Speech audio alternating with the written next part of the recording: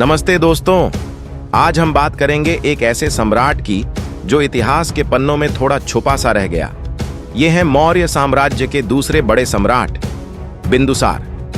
आपने चंद्रगुप्त मौर्य और अशोक का नाम तो खूब सुना होगा, लेकिन बिंदुसार की कहानी भी कम नहीं है। तो चलिए समय की मशीन में बैठते हैं और चल पड़ते हैं उस दौर में जब भारत में मौर्य साम्राज्य अपने पैर जमा रहा था।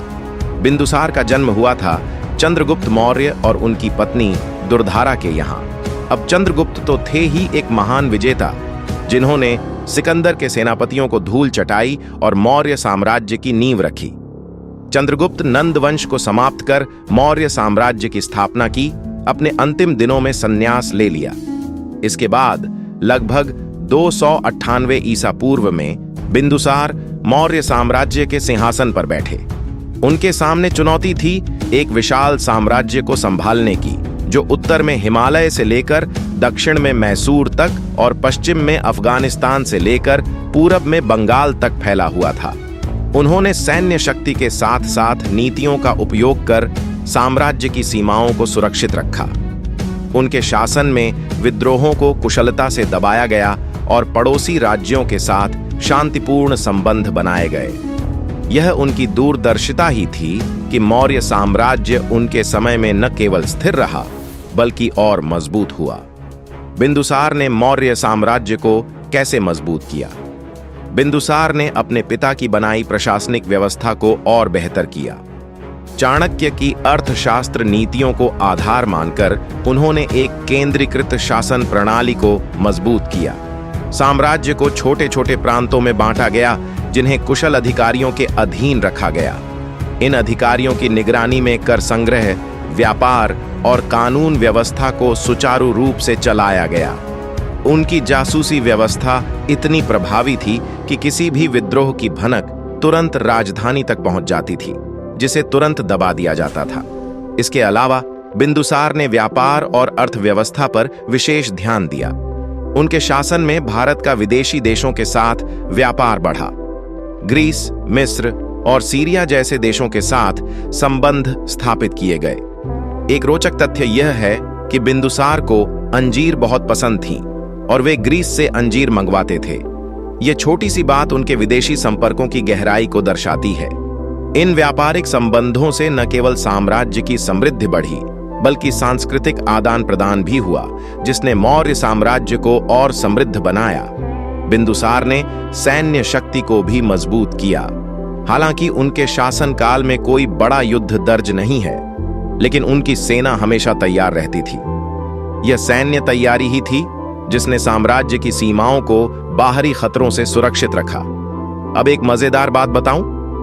बिंदुसार को लोग अमित्रघात भी कहते थे। इसका मतलब है दुश्मनों का नाश करने वाला। लेकिन यह नाम उन्हें किसी बड़े युद्ध की वजह से नहीं मिला।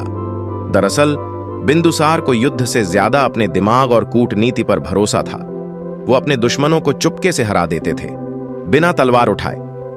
अब ये तो कमाल की बात है ना। बिंदुसार का राज 273 ईसा पूर्व तक चला और उनकी मृत्यु के बाद अशोक ने गद्दी संभाली। लेकिन बिंदुसार की सबसे बड़ी खासियत थी कि उन्होंने अपने पिता की बनाई नींव को और मजबूत किया, ताकि अशोक जैसे सम्राट को एक मजबूत साम्राज्य मिल सके। बिंदुसार एक कुशल शासक थे। उनके शासनकाल में मौर्य साम्राज्य का विस्तार हुआ और उन्होंने दक्षिण भारत के कई हिस्सों पर विजय प्राप्त की। इतिहासकारों के अनुसार उन्होंने लगभग पूरे भारत को अपने नियंत्रण में ले लिया था। केवल कुछ दक्षिणी क्षेत्र ही मौर्य साम्राज्य का हिस्सा नहीं बन पाए थे। उन्होंने 16 जनपदों को जीतकर मौर्य शासन के अंतर्गत लाया। उनके शासनकाल में कर व्यवस्था, कानून, सुरक्षा और व्यापार को और अधिक संगठित किया गया। कहा जाता है कि उनके शासनकाल में यूनानी शासक उनसे संबंध रखना चाहते थे। यूनानी इतिहासकारों के अनुसार उन्होंने सेल्यूकस के उत्तराधिकारियों से अच्छे संबंध बनाए रखे और उनसे कई सांस्कृतिक आदान प्रदान किए। बिंदुसार का शासनकाल लगभग 25 वर्षों तक चला। उनकी मृत्यु 272 ईसा पूर्व हुई, जिसके बाद उनके पुत्र अशोक ने राजगद्दी संभाली। बिंदुसार का शासनकाल भले ही चंद्रगुप्त और अशोक जितना प्रसिद्ध न हो, लेकिन उन्होंने मौर्य साम्राज्य की नींव को और मजबूत किया। उनकी नीतियों और युद्ध अभियानों ने भारत के एकीकरण में महत्वपूर्ण भूमिका निभाई। बिंदुसार न केवल एक महान योद्धा थे, बल्कि एक दूरदर्शी राजा भी थे। उन्होंने अपने शासन में राजनीतिक स्थिरता बनाए रखी और प्रशासनिक सुधार किए, जिससे मौर्य साम्राज्य की जड़ें और गहरी हो गईं। उनकी उपलब्धियां यह साबित करती हैं कि वे भारतीय इतिहास के एक महत्वपूर्ण शासक थे, जिन्होंने भारत को सशक्त और संगठित बनाने में महत्वपूर्ण योगदान दिया। तो दोस्तों, बिंदुसार की कहानी से हमें क्या सीख मिलती है कि हर बड़ा काम करने के लिए एक मजबूत नींव जरूरी होती है। सम्राट बिंदुसार ने अपने शासनकाल में न केवल मौर्य साम्राज्य को मजबूती से संभाला, बल्कि उसका विस्तार भी किया। उन्होंने अपनी कुशल नेतृत्व क्षमता और रणनीति से दक्षिण भारत के कई हिस्सों पर विजय प्राप्त की। इससे हमें यह सीखने को मिलता है कि सफलता के लिए मेहनत, दूरदर्शिता और सही निर्णय लेना जरूरी होता है।